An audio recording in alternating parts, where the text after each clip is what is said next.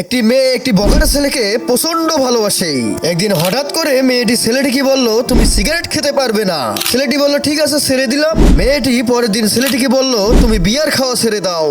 তখন ছেলেটি বলল, ঠিক আছে তোমাকে আমি ভালোবাসি বলে বিয়ের খাওয়া ছেড়ে দিলাম। মেয়েটি তখন কিছুক্ষণ চুপ থেকে বলল, আমাকে তুমি কথা দাও তুমি কখনো মিথ্যা কথা বলবে না। ছেলেটি তখন বলল, ঠিক আছে আর কখনো মিথ্যা কথা বলবো না।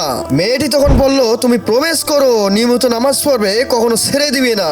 ছেলেটি বলল, ঠিক আছে তাও মেনে নিলাম। মেয়েটি কিছুক্ষণ চুপ থেকে কাচুমাচু করে বলল, আমাকে বিয়ে করবে। ছেলেটি তখন বলতে লাগলো, এখন যেহেতু ভালো হয়ে গিয়েছি সেহেতু তোমার চেয়ে আমি অনেক ভালো মেয়ে পাবো। তোমার মতো একটি নষ্টামের আমার কোনো দরকার নেই।